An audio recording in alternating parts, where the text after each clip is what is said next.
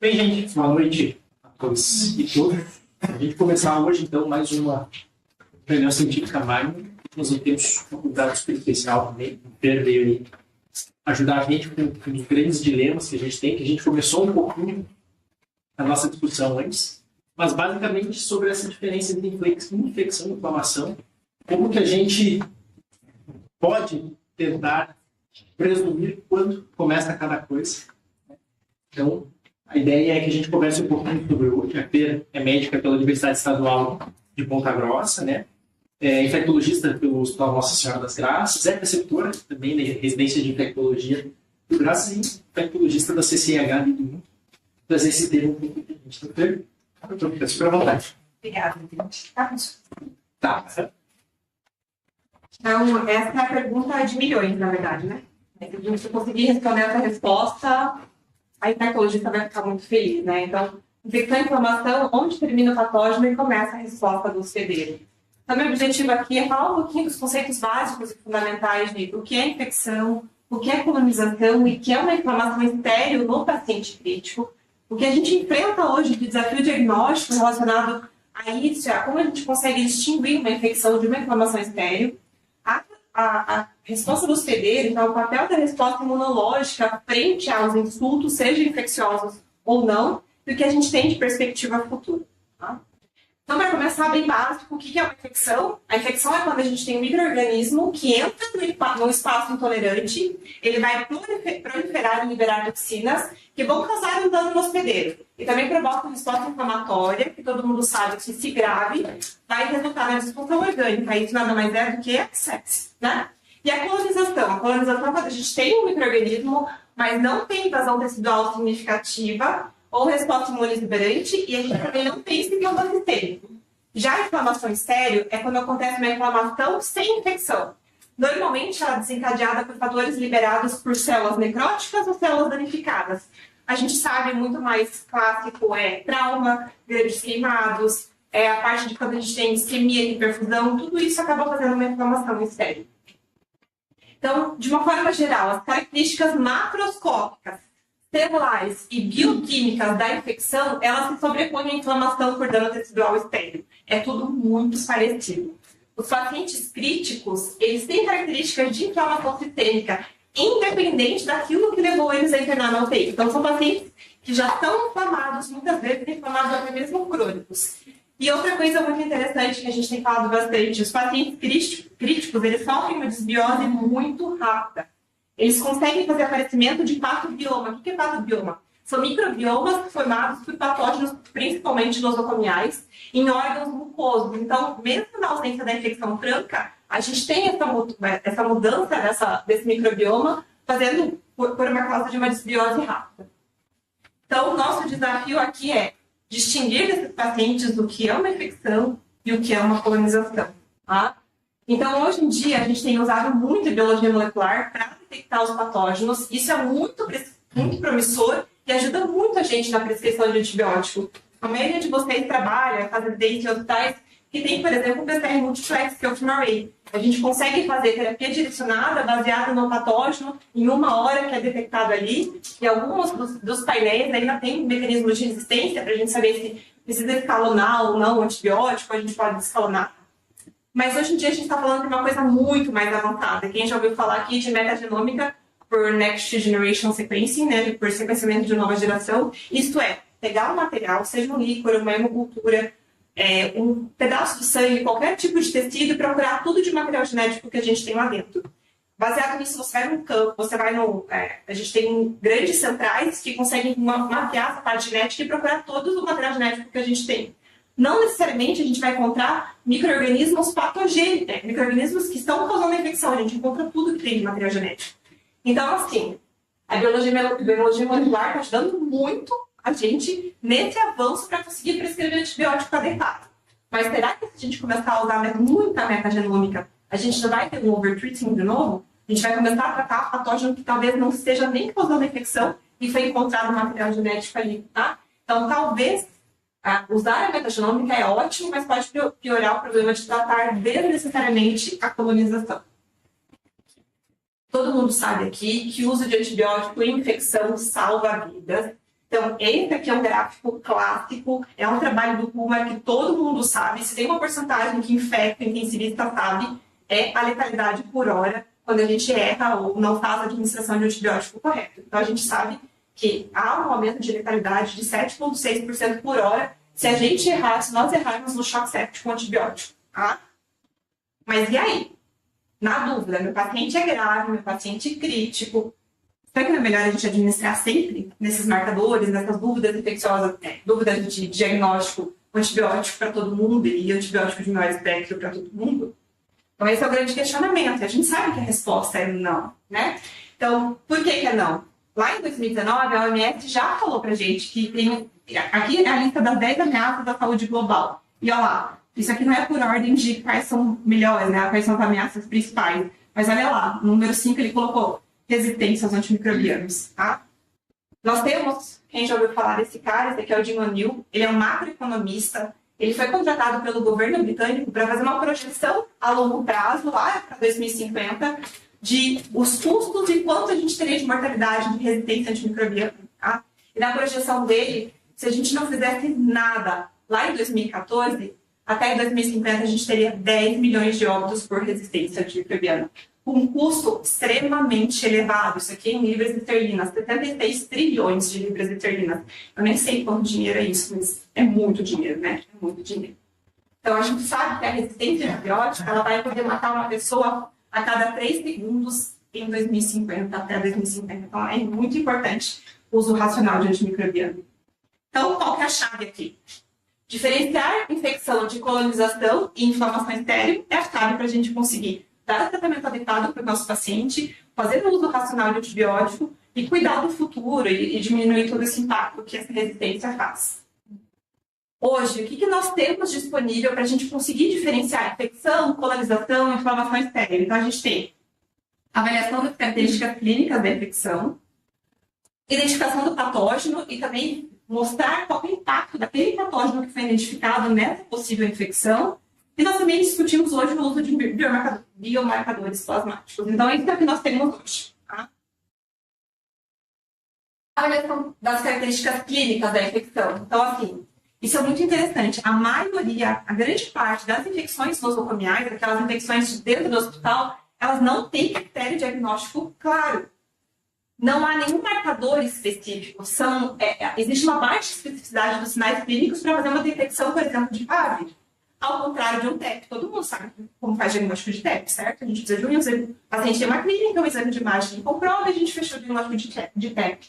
Agora, para critério diagnóstico de infecção nosocomial, não tem um padrão, né? Nós, por exemplo, como infectologista de quem trabalha no controle de infecção, a gente usa, para fazer uma notificação obrigatória, uniformizar as doenças nosocomiais, as infecções nosocomiais, a gente usa os critérios da Anvisa. Mas vamos lá.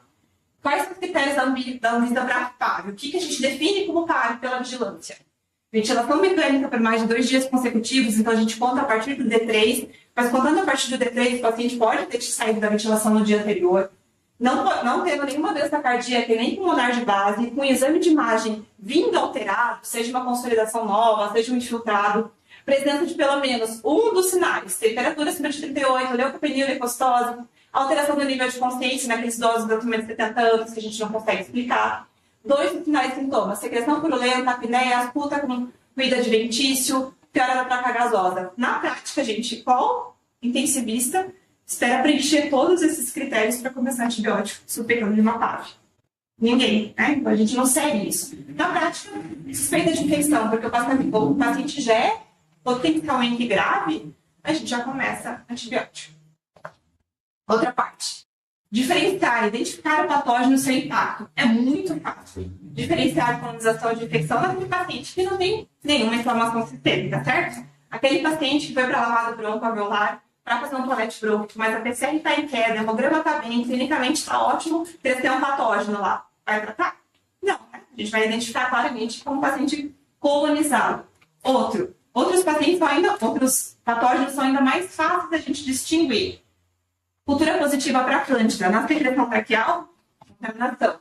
Na urina, grande parte, assim, 98%, 99% a gente considera contaminação e está associado ao uso de sonda vesical de demora. Enterococo é muito raro a gente achar enterococo na secreção traqueal, mas isso é sempre também contaminação. Outra forma da gente tentar determinar o impacto de certas espécies, de certos patógenos em secreções, é, por exemplo, no pulmão. Hoje a gente consegue quantificar as espécies patogênicas porque existe um racional nisso. Quanto maior o crescimento, um crescimento intenso, é muito provável que seja uma infecção. Então, quando a gente faz uma lavada bronquial, a gente tem mais da quarta unidade formadora de colônia, a gente já começa a pensar que pode ser infecção. No aspirado traqueal e no escarro, daí um pouco mais para cima, 10 da quinta, 10 da sexta. Mas assim, quais laboratórios que vocês conhecem que fazem quantificação? Tá? Onde a gente trabalha, não faz. Só coloca crescimento pequeno, moderado, escasso, moderado e grande. O que significa isso, né? Então, a gente também não consegue ter isso tão fácil assim, tá? Outra coisa que ainda pior é no contexto do paciente imunodeprimido. Então, aquele patógeno que provavelmente no paciente imunocompetente, estou falando de imunossupressão clássica, né? Transplantado de órgão sólido, hematológico, por exemplo, comensais de pele em sítios estéreis da hemocultura.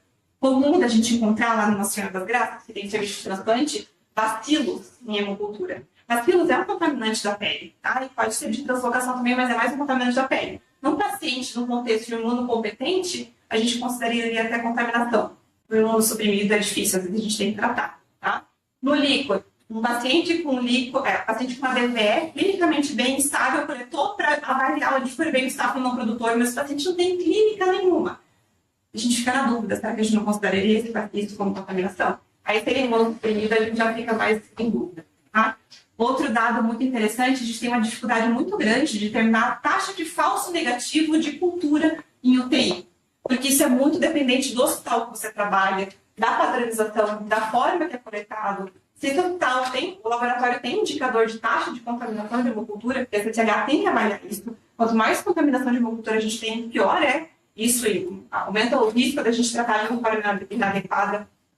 Acredite que se quiser. Hoje em dia existem hospitais que têm hemocultura não automatizada, hemocultura manual, e isso aumenta muito a chance da gente não conseguir fazer detecção de bacteremias. E também depende da definição de caso, tá? Existem estudos que mostram que a taxa de positivação de hemoculturas em ambiente crítico é de apenas 10% dos casos. Isso é muito ruim, isso é uma média geral, tá? Para você ter uma ideia do impacto da metagenômica de nova geração, as hemoculturas em culturas de uma certa UTI, que foi feito um estudo, tinham 7,9% de contaminação, de positivação. Quando a gente fez a metagenômica nesse material, nesse sangue, a positivação passou para 41%. No escarro, que era de 39% por cultura, quando eu passo a metagenômica, vai para 96%. Na uro, de 32% vai para 100%. Então, aumenta muito, sim, a nossa sensibilidade disso. Claro que a especificidade a gente vai discutir aqui, né? Será que realmente esse patógeno estava causando esse que foi encontrado? Mas diante de um quadro clínico clássico, talvez sim, e facilitou no antibiótico, né? E agora eu vou falar, por fim, do uso dos biomarcadores plasmáticos. Então, temos esse aqui que todo mundo conhece, que é a PCR, proteína C reativa. O que é a PCR? Ela é uma proteína de fase aguda, ela é sintetizada exclusivamente no fígado em resposta à citocina. Que mais responde e produz PCR é a interleucina 6, tá? Mais aumenta. Os níveis da PCR, elas começam a aumentar 4 a 6 horas após o estímulo inflamatório. Elas dobram a cada 8 horas e tem um pico até 50 horas. A gente fala de 48. Então, é muito comum o médico desavisado que não sabe desse funcionamento, dessa cinética da PCR, paciente em choque séptico, uma PCR mais baixa e uso de antibiótico adequado, 48 horas a PCR ainda está subindo e se desesperar e querer escalonar. Não, nós temos que respeitar esse pico da PCR. E a minha vida dela é de 19 horas, tá? Ela não é influenciada por imunossupressão, o uso de corticoide e neutropenia não influencia a proteína C reativa, nem a insuficiência renal aguda e nem o uso de terapia renal substitutiva. Isso não influencia, tá? Apesar de ela ser sintetizada no fígado, ela não difere também em cirróticos. O valor de referência depende do laboratório. 1 mg por decilitro ou 10 mg por litro. Isso também é bem importante. Vocês que migram bastante de hospital, vejam qual é o valor de referência do laboratório de vocês, tá? Por exemplo, lá no INCA, o nosso valor de referência é miligrama por litro. Então, a gente considera 10. Tá? Tem outros laboratórios que eles acabam usando decilitro. Então, isso é bem diferente, tá? E aí, a PCR, ela é uma preditora de infecção. A gente pode usar a PCR para predizer alguma infecção. Eu trouxe aqui alguns estudos que mostraram Existe uma corte prospectiva que revelou que talvez a cinética da PCR seja mais interessante que o valor isolado. Nesse estudo, eles mostraram que a variação máxima diária de PCR, eu vou falar em 41 aqui, porque a maioria dos laboratórios usa miligramas por litro, tá? Uma variação máxima diária de maior que 41 miligramas por litro, sendo a concentração absoluta maior que 87, esses pacientes tiveram um risco de 88% de ter infecção na UTI. Ah, então aqui está levando em consideração a cinética. Tem um estudo multicêntrico chamado de BioVap, que mostrou que a cinética da PCR em pacientes em ventilação mecânica que foram para a ventilação por motivos não infecciosos nos dias anteriores ao diagnóstico de PAV foi um bom preditor para a doença. Então, eles observaram que o crescimento da PCR foi um bom preditor para a gente fazer um diagnóstico de uma infecção. Tá? Apesar disso, dessas evidências não serem tão robustas e pequenas, baseado nisso, na verdade, é que hoje em dia não tem nenhum guideline que indique o uso da PCR isolada para a gente começar antibiótico. Então, infecto ainda lida muito com isso em alguns hospitais, e até mesmo nem só na terapia intensiva, mas tipo, doutora, a PCR subiu. Vamos começar antibiótico? Nossa, vai tentar exame, né? A gente sempre questiona, a Carol sabe, a gente sempre pergunta, a gente está tratando exame ou está tratando o paciente? O que a gente está olhando? Mas sempre o contexto todo. E aí, ela é boa em predizer resposta à terapia? Alguns estudos mostraram, de novo, variações relativas de PCR parecem ser melhores que o valor absoluto na resposta à terapia nas infecções graves. Como que eles calcularam isso? Eles pegaram concentração diária, então, principalmente no D4 da PCR, D4, considerando o D0, o dia que a gente iniciou e que suspeitou de infecção. Então, a concentração diária pela concentração do D0, e a razão disso, eles resolveram ver se ela tem algum valor preditivo. Então, se a razão for menor que 0,4, parece ter uma resposta rápida. Entre 0,4 e 0,8, uma resposta lenta. Acima de 0,8 é um padrão de não resposta. E a queda inicial, menor que 0,8, mas depois que um aumento acima disso, eles falaram que era uma resposta bem fácil. Eles conseguiram mostrar que pacientes que têm uma resposta rápida ou pacientes que têm uma resposta lenta, na pneumonia comunitária grave, na PAV, na infecção de corrente sanguínea, parece terem morrido menos. Então, está associado a uma menor mortalidade. E para guiar tempo de terapia? Para guiar tempo de terapia, existem estudos mais recentes que combinaram dose fixa de tratamento, duração fixa de tratamento, de 5 ou 7 dias, mais orientação de biomarcadores. Aqui eles chamaram de duplo gatilho. Se o paciente tivesse uma melhora clínica com redução dos biomarcadores, a gente poderia reduzir a terapia com segurança. Então, chegou lá no 5º dia, melhora clínica, com redução de biomarcador, tira antibiótico, 5 dias é o suficiente. Alguns estudos alguns locais acabaram não avaliando o biomarcador, mas definiram o tempo de terapia com 7 dias o suficiente. Então, assim, nesses estudos, eles mostraram que em locais de que o tratamento, a terapia era cada vez mais estendida, 10 a 14 dias, mostrou um super impacto na redução. Mas hoje, 10 a 14 dias, a gente trata coisas muito específicas. Na medicina, na infecto, pelo menos, cada vez mais a gente tem falado de less is more, né? Então, aqui, eles colocaram dose fixa combinada, né? 5 ou 7 dias. Lembrando sempre da estratégia individualizada. Então, o que a gente tem hoje, tá? Que as evidências, elas são muito melhores para a gente descontinuar o tratamento do que para a gente começar antibiótico. E a procalcito. A procalcito veio como salvadora, né? Vamos usar a procalcitonina para tudo. Então, o que é a procalcitonina? Ela é um pró-hormônio precursor da calcitonina, produzida em locais normais, sem inflamação, na verdade, sem infecção, ela é produzida apenas na tireoide. Tá? Então, os níveis séricos dela, nas pessoas que não têm infecção, é próximo de 0. Tá? Mas, na vigência de infecção, ela é produzida por quase todos os órgãos, inclusive por macrófagos. Os níveis da procalcitonina, ao contrário da PCR, eles aumentam mais rápido ainda. Eles começam a aumentar 3 a 4 horas depois do estímulo inflamatório. E o pico da procalcitonina é rápido, é em 24 horas. Lembra que da PCR é até 48, até 50 horas, aqui é 24. Mas a meia-vida da procalcitonina ela é longa, ela é até 35 horas, então ela demora para descer, tá? E a procalcitonina tem os seus níveis influenciados pela taxa de filtração glomerular e também pela terapia de substituição renal. Parece ter um nível desses pacientes que têm alteração de taxa de filtração e fazem diálise, eles têm um nível de procalcitonina um pouquinho mais alto. Não se sabe bem dizer quanto mais alto, mas parece ser mais alto do basal. Tá? É altamente sensível à infecção bacteriana, só que a gente também pode encontrar níveis elevados no trauma, na queimadura, nas cirurgias de grande porte, principalmente cirurgia cardíaca e no HSA também. A hemorragia subaracnoide a gente também pode encontrar procalcitoninas mais altas. Ela tem um uma regulação negativa pelo interferon, a interferon alfa, perdão, pelo interferon gama. E esse interferon gama ele é secretado muito nas infecções virais. Então é por isso que as infecções virais não têm propacinoma positiva, porque ele faz uma regulação negativa de toda essa cascata. Tá? E o valor de referência é padronizado menor que 0,05 nanogramas por ml de valor de referência normal de procalcitonina. Menor, tá? E aí, a procalcitonina é preditora de infecção? Então, hoje a gente sabe que é um dos biomarcadores mais estudados, principalmente no contexto da infecção mais comum dentro de uma UTI, que é a PAV, e ele não mostrou nenhuma atividade na predição de doença, na predição dessa infecção. Tá? Além disso, parece ter baixa precisão diagnóstica e impacto na orientação para o início de antibiótico das infecções, do que eu estou falando aqui, infecções nosocomiais, nas viras.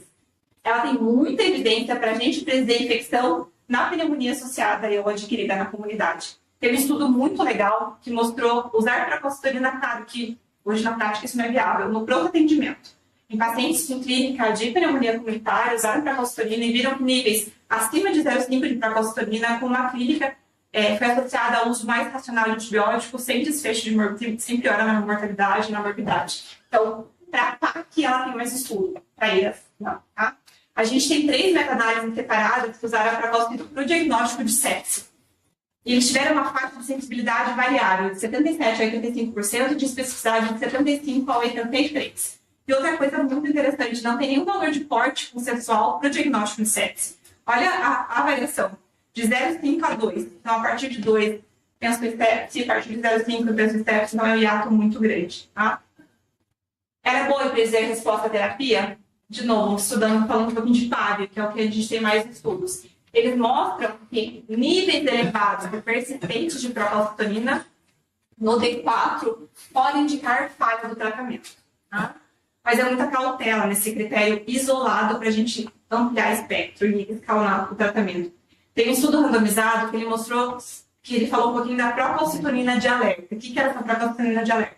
Se ela tivesse maior, no D4, se ela tivesse maior que 1, ou não tivesse redução de 10% ao dia, esses pacientes escalonavam antibióticos.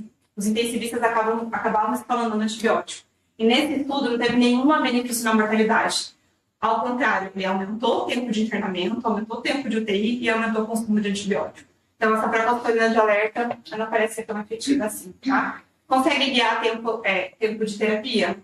Sim. Existem pelo menos 18 estudos clínicos randomizados que avaliam isso, né? Antibiótico terapia guiada por procalcito no impacto de redução. A gente viu que tem impacto em redução de tempo com melhora da mortalidade. Tá?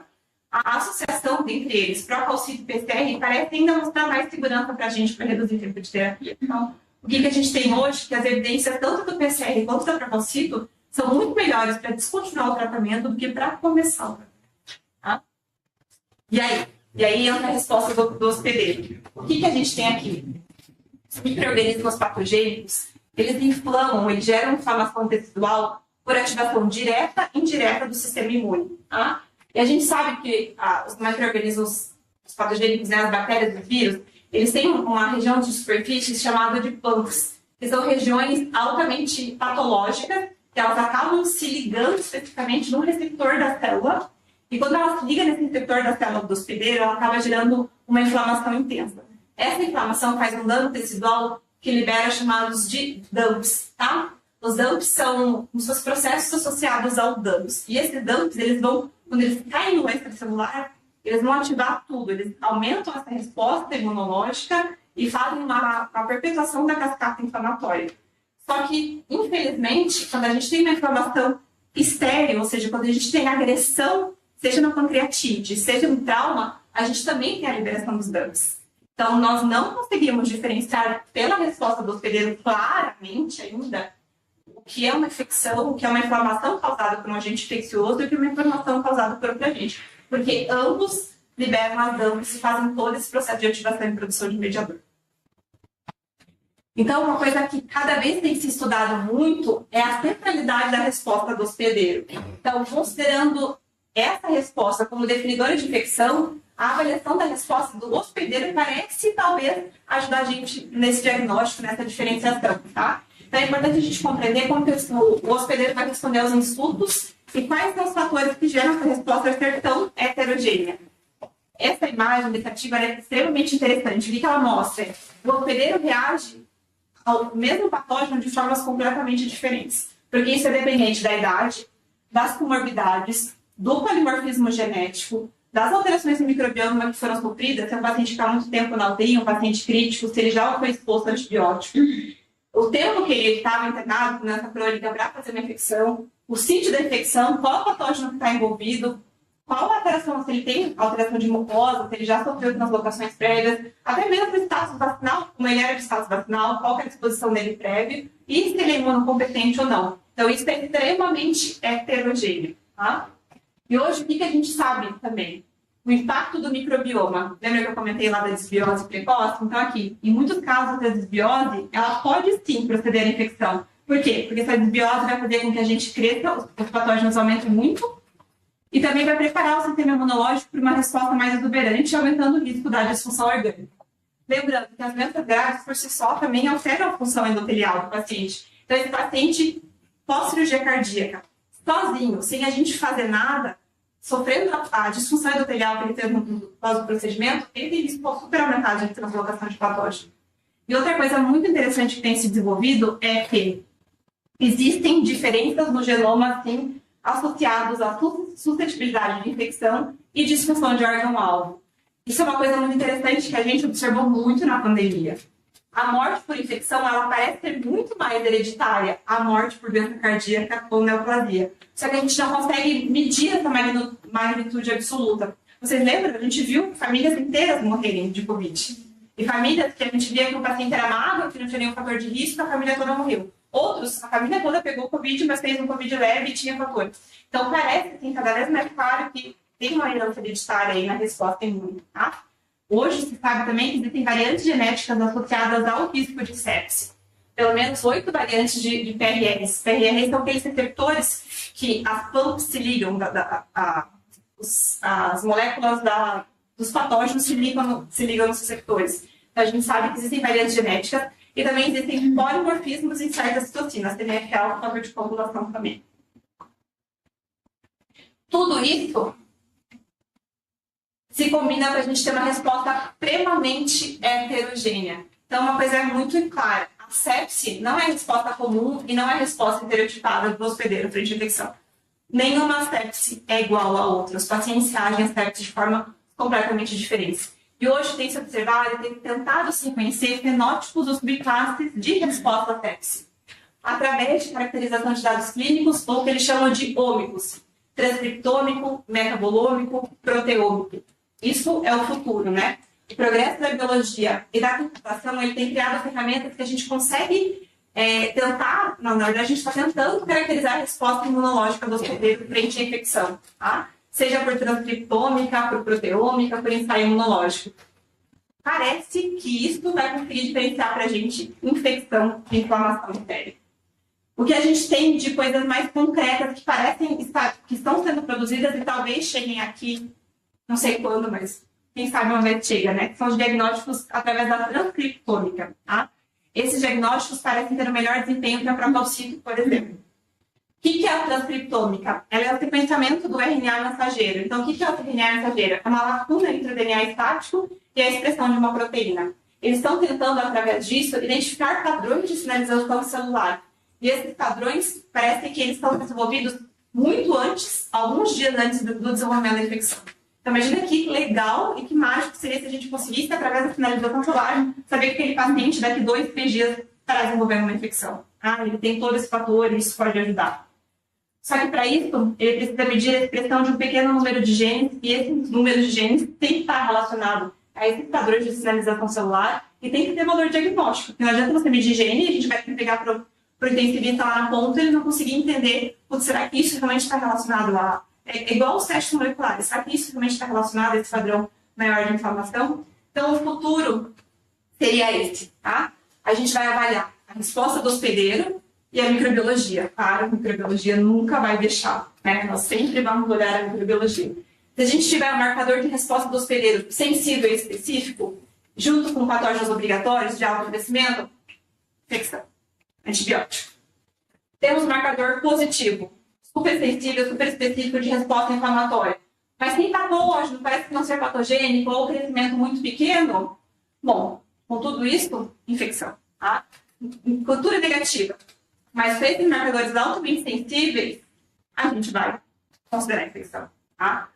Agora, se a gente tem um marcador negativo, mas a gente olha a parte clínica, a parte radiológica, tem patógenos obrigatórios crescendo, aqui fica mais ou menos o que a gente vive hoje, né? A gente vai avaliar se o paciente é de alto risco. O que é paciente de alto risco?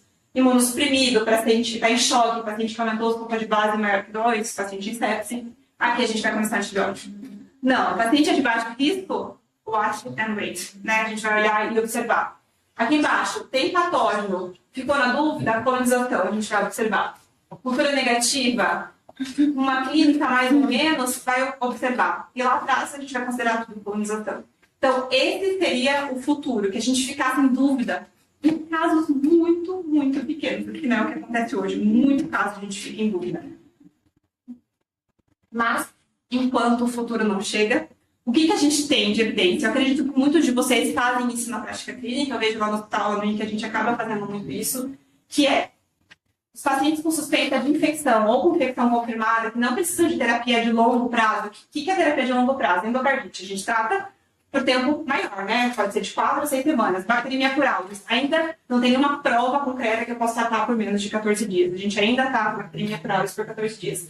Osteomielite também a gente trata por tempo prolongado. Se esse paciente tem uma doença, uma infecção suspeita, vamos olhar o SOFA. O SOFA de base aumentou ou o paciente está chocado, o que a gente faz? Cultura o paciente, começa antibiótico, tá? Então, quando a gente vai começar antibiótico, todo mundo sabe, não choque até a primeira hora, mas até que a gente tem aquelas 3 horas que a gente pode definir o antibiótico. E aqui tá o que eles colocam. Peçam procalcitonina ou PCR de base. Eu falo, vamos associar, se a gente tiver condições, associa uma procalcitonina, uma procalcita e uma PCR de base. Só que não é ela que vai definir a gente começar a terapia ou não. Ela vai entrar nesse pacotão desse paciente com cara de infecção.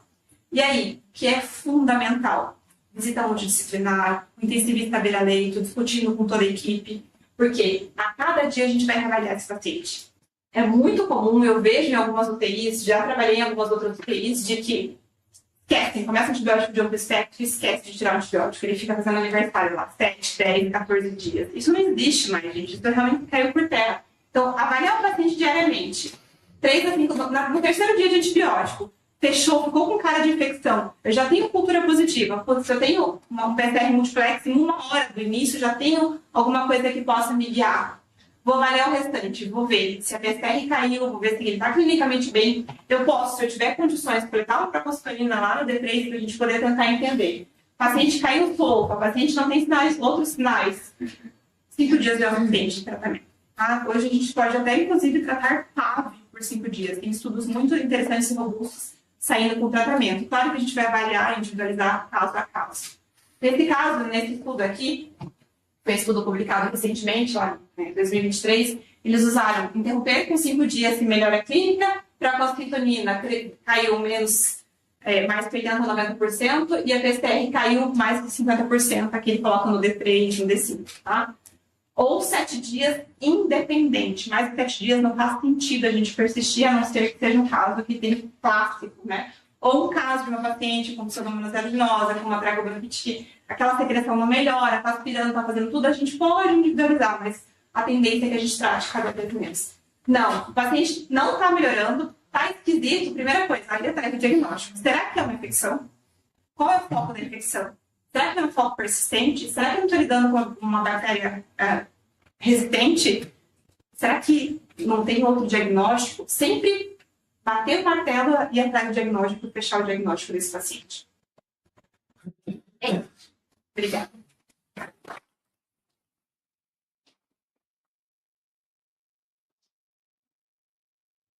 Bem, aí, pessoal, abertas perguntas.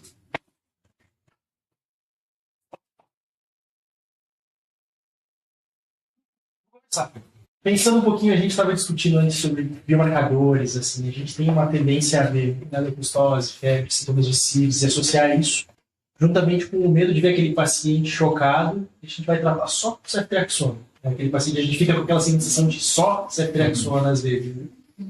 Então, A gente tem muita dificuldade de ver isso hoje no mundo real, tipo, a cultura não vai crescer em 3 dias, a gente não vai ter aquela cultura disponível.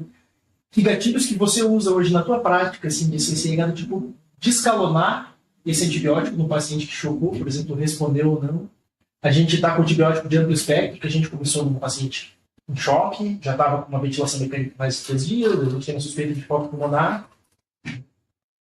Como que você analisaria, assim, não cresceu nada na cultura, a aspirada traqueal negativa, não teve translocação, descalono, não descalono, completo tratamento, vou pelo marcador.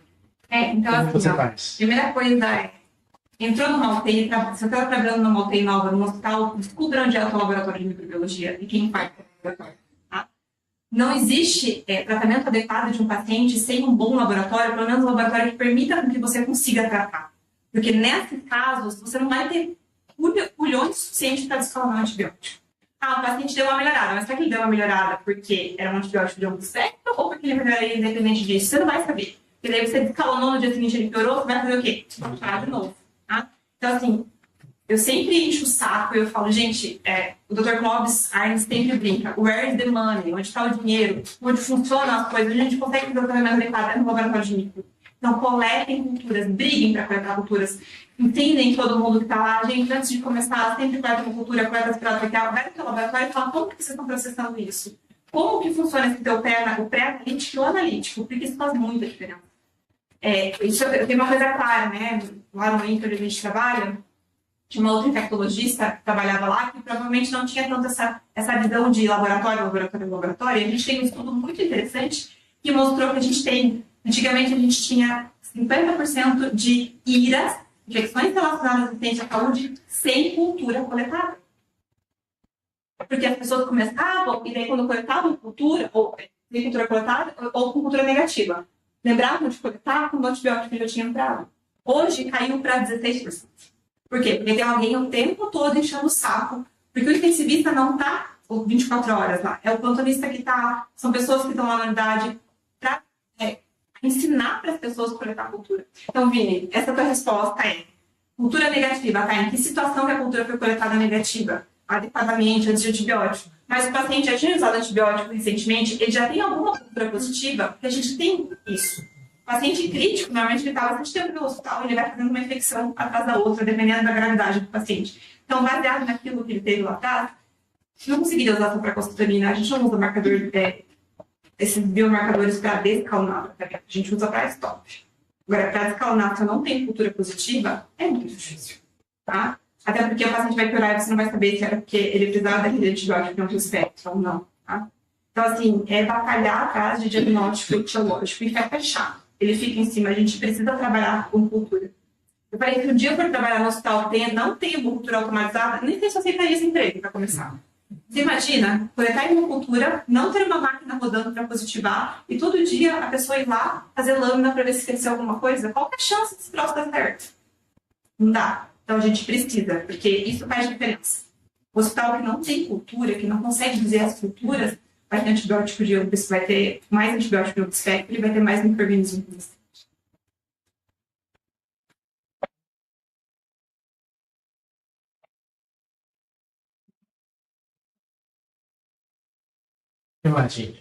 Eu tenho uma, talvez. A gente conversa isso todo dia, mas eu acho.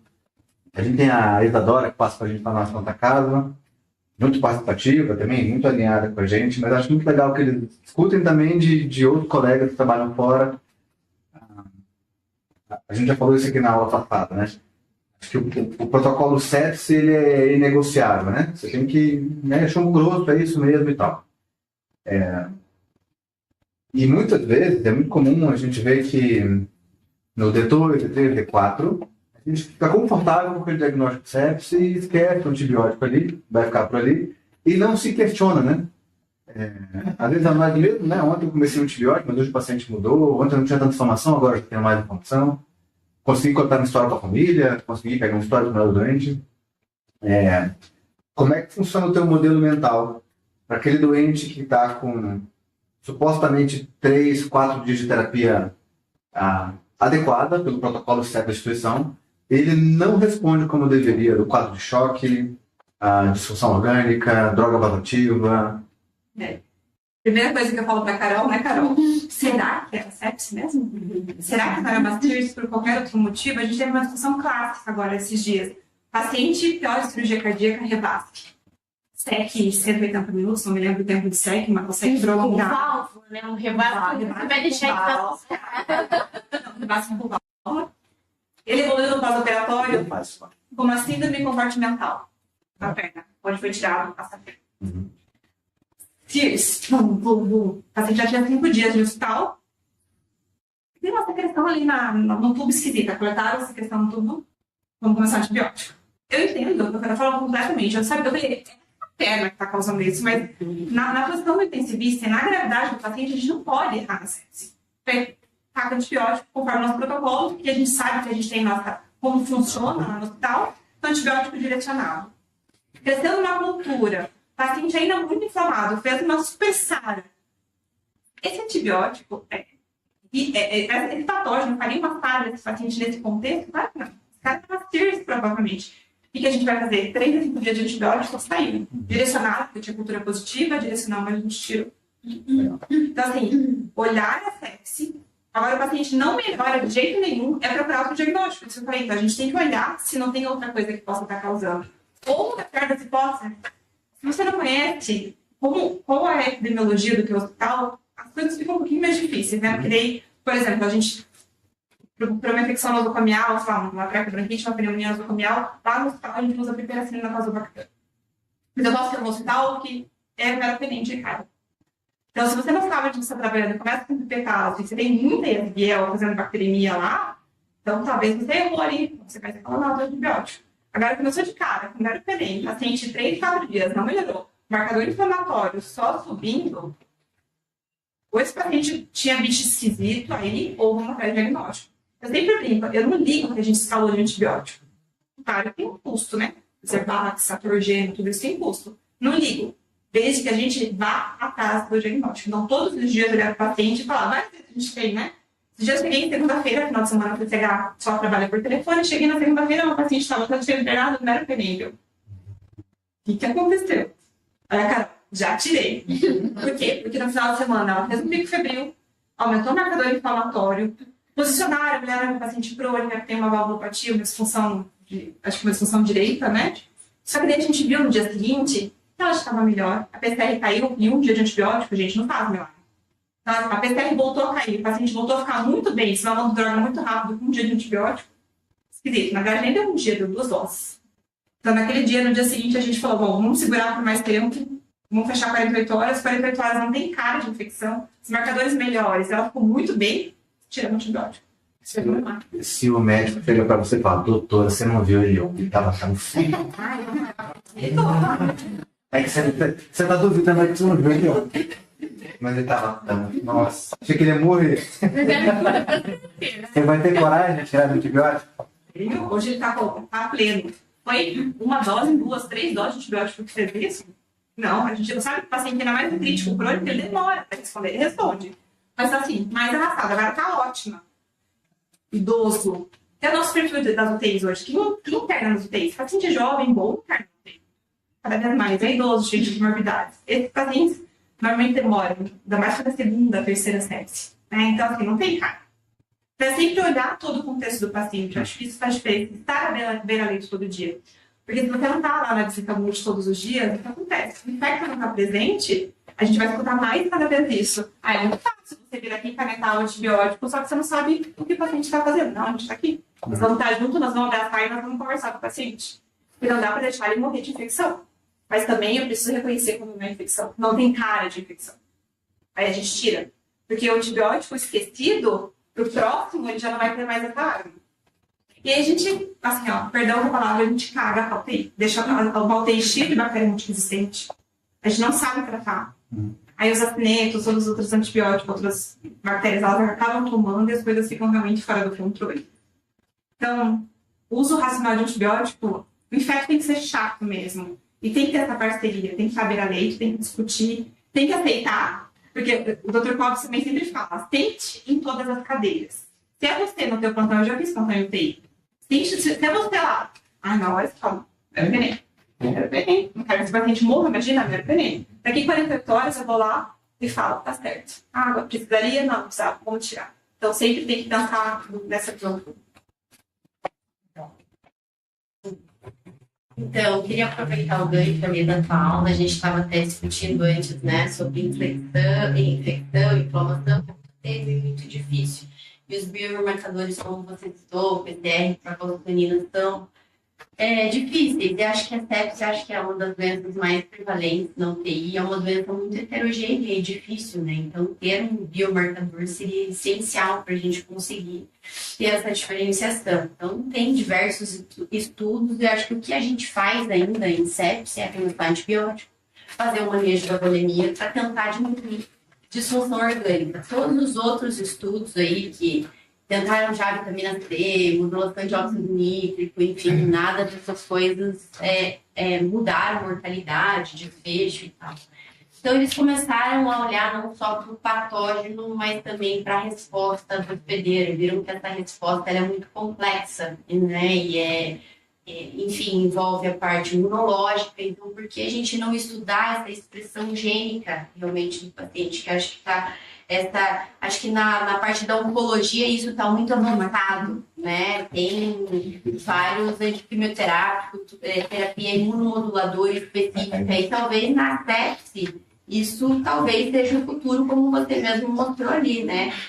E essa semana passada eu assisti a defesa de mestrado, acho que a Bruna estava também, né? De uma colega nossa. E ela estudou exatamente isso, né? Se teria algum marcador prognóstico e diagnóstico na sepse para a gente conseguir prever isso antes e, sei lá, conduzir melhor esse paciente, enfim. E tem um estudo que foi publicado no Lancet em 2017, que ele separou lá em endotipos baseados nessas expressões gênicas, né? Em MARS 1, 2, 3, 4. Então, ela pegou esses endotipos, viu lá que o MARS1 tem mais o gene X, Y expresso, o MARS2, o delta, enfim, vários genes. Separou esses grupos e tentou ver, né, o perfil, como esses pacientes se comportavam. Então, os estudos prévios já mostraram que o MARS1 que tem genes específicos mais expressos, ele está mais ligado a maior mortalidade, pior prognóstico, maior gravidade, e que esses pacientes, durante a sepse, né, enfim, esses marcadores eles podem ser usados no D1, no D5, no D10, e isso vai mudando, né? A resposta genética, ela não é a mesma sempre, ela muda. Então, eles identificaram que até pacientes tinham vários, às vezes dosava, ele era o MARS1, depois virou MARS2, então só dava para comparar MARS1 com não MARS1, MARS2 com não MARS2. Então, eles viram que isso aí está o futuro, né? Porque a gente vê que os pacientes, às vezes um paciente ele faz mais disfunção renal, disfunção hemodinâmica, o outro faz mais disfunção neurológica, disfunção, enfim. Então, não dá para a gente pegar esses pacientes, botar todo o mesmo balaio e fazer a mesma coisa para todo mundo. Lógico que o antibiótico ele vai fazer a parte do tratamento, que é matar aquela bactéria ali, enfim.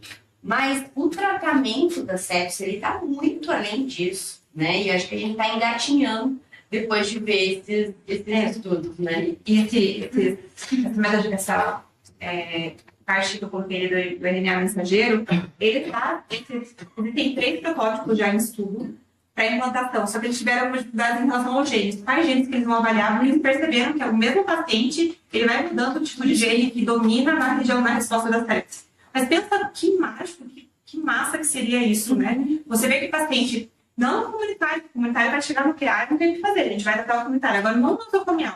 O paciente está caminhando para uma infecção, está suscetível à infecção e está caminhando para uma sepse, antes a gente prever, além do antibiótico, a gente puder fazer qualquer outra medida específica. Esse tem cara que vai fazer mais disfunção renal, já está indo para esse lado, a gente poder fazer um tratamento mais adequado, direcionado. Isso é o futuro. Isso realmente está individualizado cada paciente. E a gente sempre traz a sepse como uma resposta exagerada. E, na verdade, o pior prognóstico e maior mortalidade é no MARS1, que são pacientes mais imunossuprimidos mesmo, sabe? Então, achei esse trabalho bem legal. Você acompanhou também, né, Bruna? E o que ela achou também, ela viu, né, ela conseguiu comprovar que o Mars 1 realmente tem pior prognóstico, então isso vai servir para quê? Para esse paciente, tipo, quem sabe servir como um marcador de gravidade, como lactato, né? E a gente fica mais em cima desse paciente, quem sabe esse paciente, a gente sabe que ele é Mars 1, a gente não vai usar tanto corticoide, quem sabe? Enfim. Você acha mesmo? Acho que sim, Muda. acho que sim. Ih, mais um, lascou. Nem vou. Mas olha só, Nem faz o gol, nem Mars pega. 2, que eu Né? Nem escalando. eu brinquei com o doutoral É que eu não lá sei, que o do entendeu? marcador, Se muda. a curva ROC do estudo dela foi um N de 187, né? Eles dosaram ali nas primeiras 24 horas. A curva ROC ali para o Mars 2 mostrou uma sensibilidade de 83% e uma especificidade tipo de 89%. Então talvez serviria você como um marcador. Você sabe que tem um estudo legal falando disso. Que o intensivista, ele olhou para, assim, eles fizeram um estudo mostrando, baseado na procalcitonina, ele tinha que tirar ou começar a iniciar ou não antibiótico. Tinha muitos pacientes que o intensivista julgou que era infecção e a procalcitonina era tipo 0,0001, ele jogou no lixo e falou, vou começar antibiótico. Talvez nem era infecção. Então tem muito disso. Será que o intensivista ou quem está na prescrição vai levar isso em consideração? Eu que sei, vai ser uma infecção e tudo isso. Então tem tudo isso, tem que viés, né?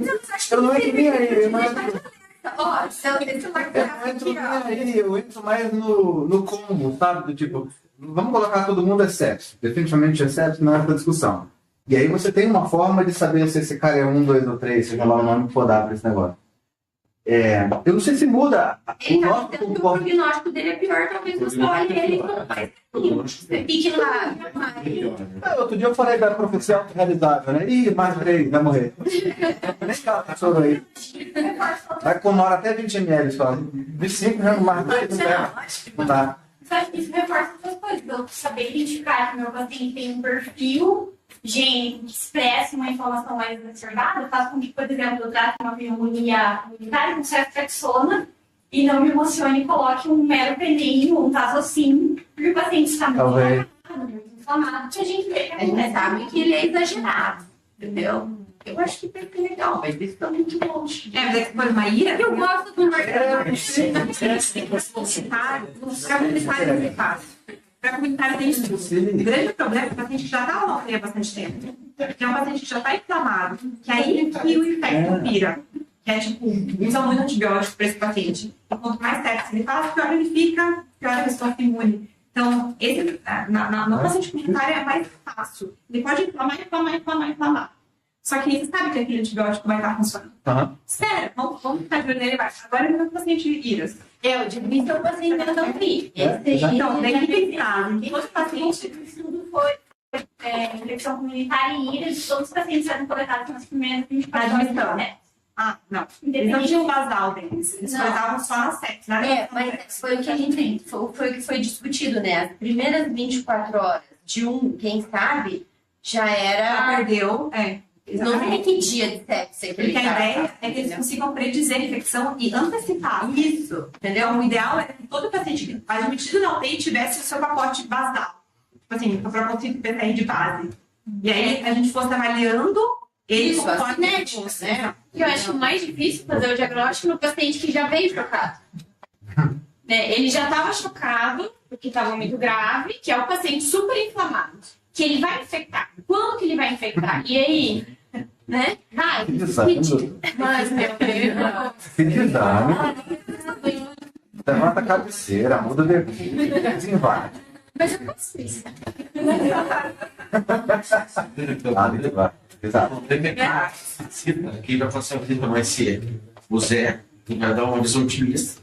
Aí no outro dia que vai passar a visita, a Carol ela vai falar que você vai morrer. O familiar fica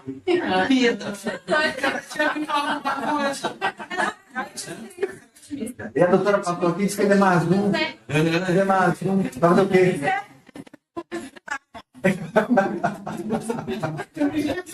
Você tá com inveja. Então, e a dúvida é quando Ele vai ser contra. Eu fico esperando você falar, eu vou indo lá. Quando que isso vai chegar, né? É. Vai ser muito pra frente. Né? Então, o que a gente tem hoje de arma? é o que a gente consegue usar. Então, dá para fazer uma coisa boa? Dá. Entrando em contato, abraçando o Infecto, gente, Infecto é sensacional, abraça Infecto, fala, vamos lá. A Infecto tem que batalhar lá no teu laboratório, encher o saco do laboratório com a gente, pelo amor de Deus, tem um hospital que vocês precisam ter o básico. E ficar em cima de cultura e coletar cultura, mudar a visão, porque isso faz muita diferença. Muita diferença. Em tudo. Mas assim, não é um trabalho de um dia para o outro, né? É um trabalho a longo prazo.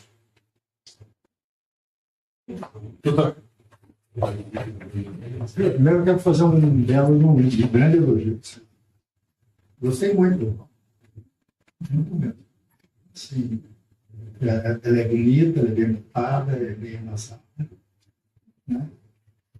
E a minha impressão é que não importa de onde venha o médico, se ele fizer residência com todos, ele vai ficar. Concordo. Residência no Nossa Senhora da Graça transforma isso. Mas o que vocês são depois são coisas muito diferentes, porque cada um dos residentes que passaram lá, eu vejo que assim, 12, são muito diferentes. Cada um tiveram uma vida, uma missão, muitos deles trabalham com ensino de reflexão. E são muito diferentes, mas são muito bons na essência. E acho que sepse tem muito a ver com isso. Você pode ter sepse pulmonar, pode ter sepse urinária, pode vir de onde quiser. Mas naquela fase aguda, a sepse é muito igual. Todas elas têm resposta inflamatória. Todas elas têm uma disfunção. Sirius é uma coisa igual. É inescapável. Não é aquela síria dos 4 elementos. Então, uma resposta inflamatória que você pode identificar do jeito que você quiser. Náusea, fome, febre, conforto, uma interleucina 6, uma interleucina 8, uma calcocitonina. Eu não acredito, de 40 e tantos de idade, que vai ter um marcador. Poder dizer-se uma resposta inata. Naquelas primeiras horas, ela tem uma etiologia diferente uma da outra. Se tem alguma diferença nos estudos, é porque pegaram sepsis em tempos diferentes do que a procalcitonina e a PCR, por exemplo, tem vidas médias em velocidade de crescimento muito rápida. É claro que provavelmente a procalcitonina no começo, uma sepse comunitária, não hospitalar, ela vai ter mais sensibilidade e especificidade até do que a PCR, vai levar um tempo mais. E depois, para descalorar, é melhor a PCR, que ela cai mais rápido, melhor a procalcitonina do que a PCR, que ela cai mais rápido. Você ainda fica muito tempo. Pega muito mais a vida média da interleucina 6, da interleucina 8. Minha impressão. Mas, assim como fazer residência no Clóvis torna todo mundo bom e vocês se transformam em todo mundo diferente, no dia seguinte as sepsis são muito diferentes. E como você vai particularizar aí o tratamento para cada um deles vai depender da tua ômica, vai depender do mar, vai depender de uma série de coisas. Mas precisa de deixar o doente vivo, precisa de fazer a residência, precisa fazer a formação direitinho. E cada um vai ser diferente lá na frente. No dia seguinte, você vê o que você faz. E você dá iotimida, vai deixar mais um antibiótico para talvez a droga vasoativa, vai atender mais a função renal. Os dentes são muito diferentes, mas na base eles não são.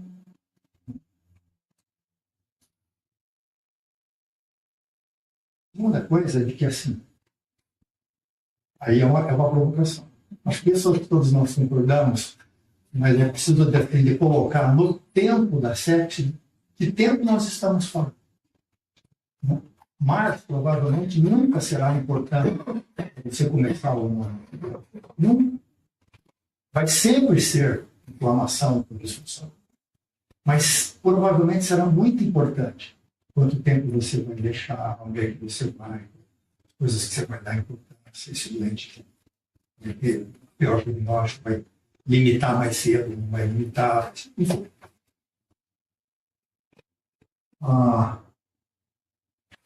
Mas assim,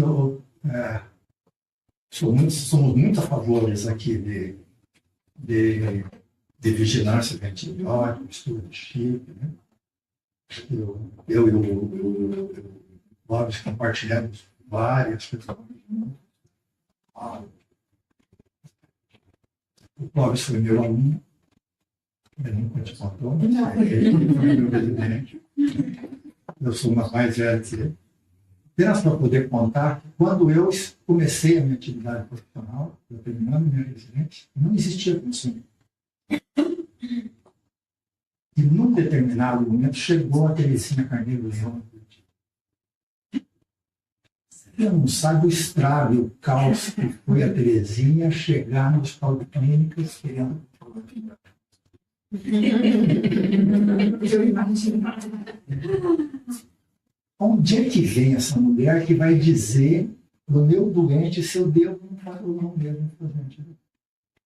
Como é que se lida com uma entrega dessa? Porque acho que a coisa está bem clara para quem está começando é que a única terapêutica que influencia o outro doente.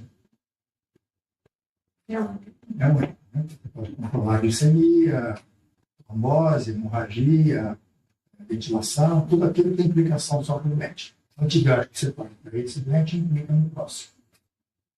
Mas como é que eu lido com essa história?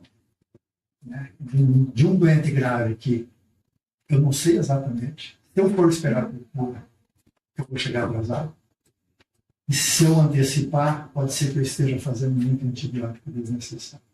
Acho que você já mostrou que a resposta ela não é fácil. Mas como é que você age na prática, lidando com essas duas dinâmicas, do cuidado do doente individual e do cuidado da comunidade? Que você... Isso é uma faca de dois lados, né? A gente sempre discute. Para primeiro começar, imagina como deve ser o estrago de chegar um infectologista que na época não se existia e falar, olha, vamos devagar com antibiótico. Eu brinco que é um trabalho de formiguinha, né? Você conquistar o teu espaço, aquilo que eu falei. É muito fácil você estar na tua sala ali no computador, vendo cultura ligando no laboratório e falando assim, suspende antibiótico. Você nem sabe o que o paciente está passando. Você não sabe o que aconteceu. Então eu brinco, não tem problema, às vezes, dar canhão, quase sempre na IRAS, porque a gente tem um protocolo medicinal, começar com canhão porque o paciente está grave. É sepse. A gente não pode errar. Deixar um doente morrer por sepse, isso é inadmissível dentro de uma instituição. Então não tem problema. Mas o que a gente fez para chegar no diagnóstico correto? Se é sepse, porque tem uma coisa que eu detesto em infecto é sepse de foco para esclarecer. Ou sepse de foco indeterminado.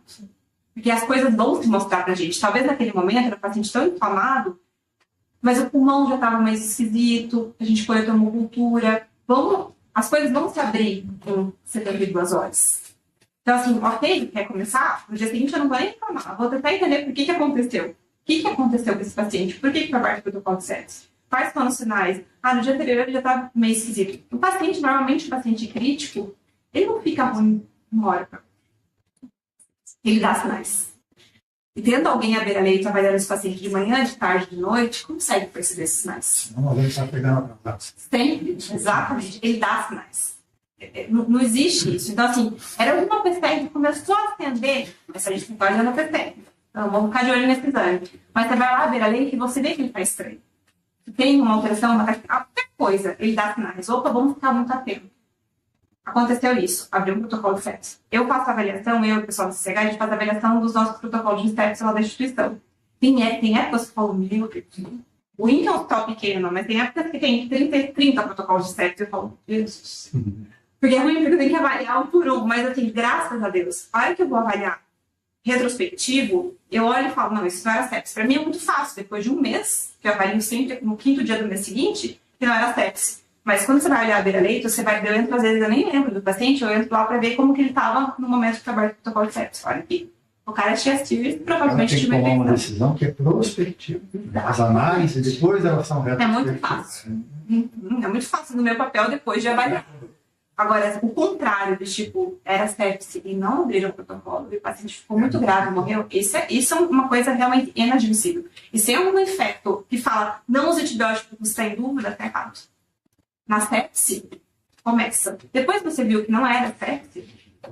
Põe aquele slide passado, desculpa te interromper, mas acho que a gente está aqui com porque o anterior é bom, é verdade. Dela. Que é o slide do bloco aí. O último, do que o último? O programa ali. Então, eles aí.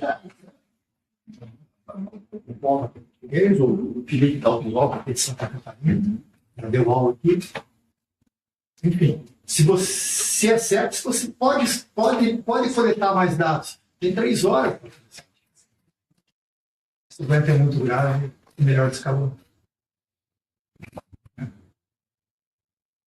Então, você tem tempo. Você está numa unidade intensiva. Tem gente cuidando do paciente o tempo inteiro. Tem um laboratório que tem que olhar diferente para a UTI do que uma unidade. A gente tinha um problema no protocolo de sepsis na gasometria. Porque na gasometria e no lactato, né? No lactato feito pelo gasômetro, na verdade. Eu preciso ter essa avaliação adequada para conseguir ver o texto no protocolo para ver. E a gente estava tendo um problema. Eles liberavam o lactato do gasômetro e não sabia onde que se comunicava. Se era para o plantonista, onde escrevia, porque esse dado não ficava no sistema. Então, assim, ter um laboratório que entenda que é sepsis e que é importante liberar o gasômetro rápido ou liberar qualquer coisa rápido é importante. Então, depois de um tempo, a gente criou uma coisa básica que é o protocolo de sepsis. Está no PA. Internou e abriu o protocolo de sepsis. Antigamente, o laboratório não sabia, para ser mais avançado, não sabia que todas aquelas culturas e aqueles exames lactato correspondiam a sepsis. Então, eles liberavam quando dava. Não, o hospital tem que saber, o laboratório do hospital tem que saber que é o protocolo de sepsis e tem que levar isso com seriedade. Porque tudo isso faz diferença. Né? Então, é todo mundo junto. Eu falo, é infecto, com intensivista, com o laboratório, com a equipe multi. Às vezes o plantonista é de noite, ele está lá, sentado no quarto, ou fazendo qualquer outra coisa, mas o técnico de enfermagem que está vendo o paciente, ele tem que se tocar, né? Ele tem que olhar que o paciente está estranho. Vai lá, deixa o doutor, não está legal. Porque muitas vezes isso acontece nos hospitais que eles nem não querem incomodar. Aí isso não fica muito grave, né? Porque o doente, como eu comentei antes, ele dá sinais de sepsis, né? Então, não reconhecer sepsis é inadmissível. Na dúvida, abre o protocolo. Não sei o que está acontecendo, ele está esquisito, eu não sei o que é. Abre o protocolo, vamos avaliar melhor. Vamos voltar rapidinho, ver tudo que está acontecendo, começa o antibiótico, quarta cultura começa o antibiótico, e aí a gente vai ver. No dia seguinte a gente avalia, 48 horas a gente avalia e tira de antibiótico, se for o caso. Bem, Fer, muito obrigado mais uma vez. Obrigada. Gente, mais uma salva de palmas. Esperando a próxima.